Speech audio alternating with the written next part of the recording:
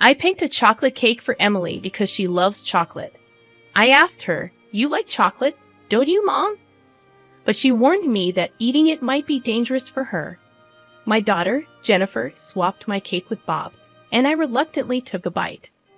Jennifer started eating her cake as well. Bob was bragging about reserving the cake a month ago and how yummy the crushed nuts on top were. Suddenly, he began to choke, turned red, and struggled to breathe. He collapsed on the floor. My name is Emily. I'm 36 years old, and I work for a food inspection company. I live with my husband, who is 2 years older than me, and our 7-year-old daughter, Jennifer. I met Bob in a college club, and after we both got jobs, we started dating and got married 2 years later. A year after our marriage, we had our daughter, Jennifer. She was a late bloomer, starting to walk at the age of 2. We got her checked at various hospitals, but they found no issues. They said it was just individual differences and recommended waiting to see her progress. Bob was initially worried about Jennifer, but eventually became frustrated with her slow progress and began to ignore her. My mother-in-law, Diane, disliked Jennifer, thinking she had a disability, and never held her. Only my father-in-law was affectionate to her, often telling me how unique and wonderful she was, which made me happy. Bob was kind until we got married, but with Jennifer's issues, he became grumpy at home. He would slam tables and stomp loudly on the floor when things didn't go his way, making me scared. Bob's behavior stressed me out, leading to hormonal imbalances and menopause, preventing us from having more children. I remember sobbing with my head buried in the pillow. Bob became harsher, nitpicking about everything from cleaning to cooking. Every complaint was accompanied by a loud noise, and I was constantly jumpy and apologetic. Jennifer watched Bob's tantrums with a puzzled expression, but never seemed scared or cried. Bob treated Jennifer as if she were strange. Jennifer didn't speak much but quickly learned to read. She would focus on reading for hours, even encyclopedias and children's books. I believed she understood complex words. When Jennifer was about to start elementary school, they suggested placing her in a special education class due to her lack of speech. Bob was furious and demanded that it be fixed, storming off to the bedroom. As I held my head in my hands, Jennifer gently patted my back. Diane called the next day, expressing embarrassment at Jennifer attending such a class. Neither Bob nor Diane genuinely cared about Jennifer. It was all about their reputation. After consulting with counselors, school teachers, and municipal officers, Jennifer was placed in regular classes, despite my belief that the special needs class might be a better fit. I couldn't suggest it due to Bob and Diane's objections. When Jennifer started elementary school, I had some free time, and my temp agency offered me a permanent position. The job felt fulfilling compared to the stifling atmosphere at home. When I discussed it with Bob, he hesitated but asked me to take care of the house like before. He wanted help from Diane too.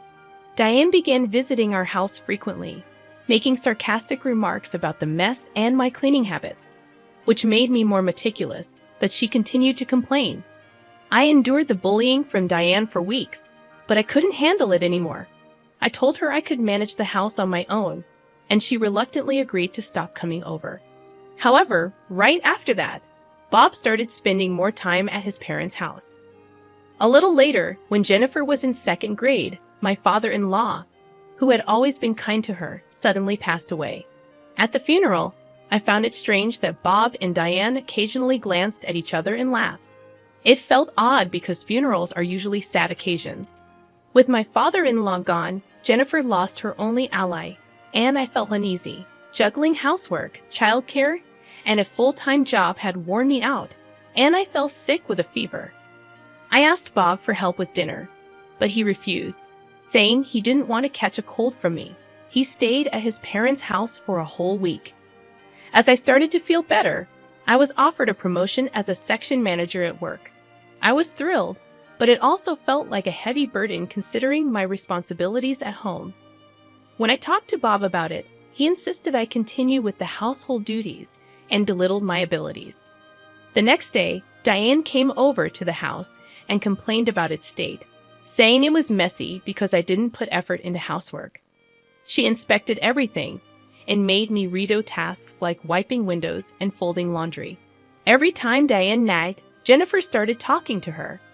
She asked Diane about happiness hormones and explained complex medical concepts, leaving Diane confused and exhausted. On my birthday, Bob returned from a business trip with a cake, the first time he'd ever bought something for me since we got married. He thanked me and said, "Thanks for everything. I love you." I was stunned, wondering what had gotten into him this time. "I'll put this cake in the fridge and we can have it later," Bob said in a sugary sweet way that made me uncomfortable. Jennifer, seeming unhappy about something, took a bottle of water from the fridge, glanced at the cake, and went to her room. So Bob and I decided to eat dinner without her. During the meal, Bob gave me awkward compliments and said he'd help with housework from now on.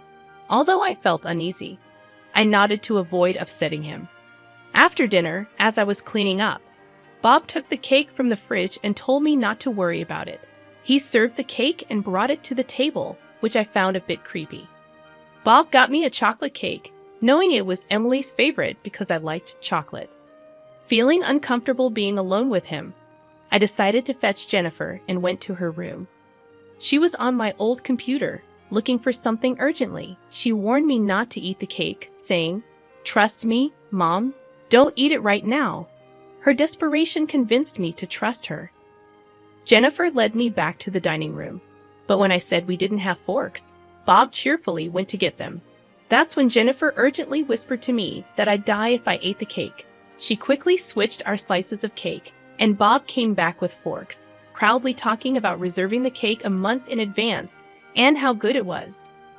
Suddenly, Bob started choking, turned red, foamed at the mouth, and collapsed to the floor. It seemed like an allergic reaction. Both Bob and I had buckwheat allergies, but there shouldn't have been any buckwheat in the cake we were eating. Jennifer calmly told me to call 911 and handed me her phone. I followed her instructions and also hit Bob on the back as she told me to do. After I called 911, the ambulance came, and they took Bob to the hospital. He was out of danger after receiving treatment, but they kept him there for a few days as a precaution. I wondered how Jennifer knew something really bad was going to happen. After completing the hospital paperwork, Jennifer showed me a wrapper from buckwheat cookies she found in the trash. She explained that the cake Bob brought home had a half-peeled sticker, and she checked the trash, finding an unfamiliar wrapper online, discovering it contained buckwheat flour. I shuddered, thinking if it weren't for Jennifer, I might have eaten the cake and ended up in the hospital. I thought about calling the police, but Jennifer warned me that reporting it might make me a suspect. She went into Bob's study, searching for clues. She found a notebook detailing the plan, involving my father-in-law and Diane. The note mentioned my birthday, and it became clear they were plotting against me. I clenched the notebook, feeling a mix of anger and fear. Realizing their evil intentions, I vowed not to forgive Bob and Diane. Jennifer comforted me, promising to find evidence and protect me. Despite the lack of concrete proof, she was determined to expose them.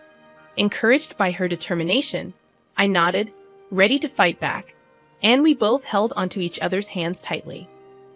I was determined to protect myself and avenge my father-in-law for Jennifer and me. We planned to confront Bob and Diane.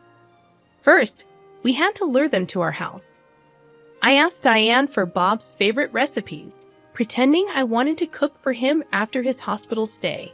She came over, and while I learned the recipes, Jennifer checked her purse and found the buckwheat cookies. Next day, I took one cookie to work for a composition test, using my knowledge from my job at a food inspecting company. A few days later, Bob was discharged from the hospital. I told Diane I was preparing a special dinner for his discharge and asked her to bring Bob. While waiting, Jennifer and I prepared a table full of Bob's favorite dishes. When they arrived, Jennifer greeted them and led them to the table. Bob and Diane enjoyed the meal until they noticed something strange. They found seasoning on the table that matched the one mixed with the buckwheat cookies. They stopped eating, puzzled. I teased them about the seasoning, claiming my father-in-law had told me about it. I asked Jennifer to sprinkle it on their food, but they freaked out, saying it was unknown stuff. I calmly revealed that the seasoning was the same ingredient used in the cake and buckwheat cookies. I showed them documents proving the match and Bob's notebook detailing their sinister plan. They denied it at first, but when confronted with evidence, they confessed. Bob said my father-in-law was in their way, disapproving of their close relationship. To get rid of him, they mixed the cookies into the seasoning, causing his death. Their justifications were selfish, revealing their cruel intentions. I couldn't believe it when Bob and Diane admitted to trying the same dangerous plan on me as they did with my father-in-law. They said I was in their way because I also had a buckwheat allergy. I told them I was going to call the police and submit the evidence. Suddenly, Bob stood up, grabbed the copied notebook, crumpled it, and swallowed it. Diane, Jennifer, and I watched in shock. But Jennifer calmly revealed that it was just a copy, and the real notebook was elsewhere. She had secretly recorded their conversation from the start using a hidden voice recorder under the table. Bob realized their plan had failed, and Diane was furious. Jennifer and I were determined to protect me and bring them to justice. I started calling the police, and both Bob and Diane begged for forgiveness. Jennifer then explained how their plan had many mistakes and wouldn't have worked because Bob was too close to his mother. I covered Jennifer's mouth, and she agreed not to get involved with people like them anymore. When the police arrived, Bob and Diane cried and screamed, making it hard for the officers. The evidence, including the copied notes, the voice recording, and Bob's purchase history of buckwheat cookies, led to their conviction, including the matter with my father-in-law. After their arrest, I divorced Bob, and they lost their homes and income. I set up a memorial for my father-in-law. Jennifer also revealed an IQ test result, showing she had an IQ of 135, which is considered gifted. She transferred to a school for gifted children, where she felt comfortable studying what interested her. Living with Jennifer was joyful and fulfilling. People said I looked younger, my menstrual cycle returned, and I felt happier. Jennifer hugged me often, saying it released oxytocin, the happy hormone. I didn't know where oxytocin came from, but it made us both happy. We decided to live together, keeping our smiles bright.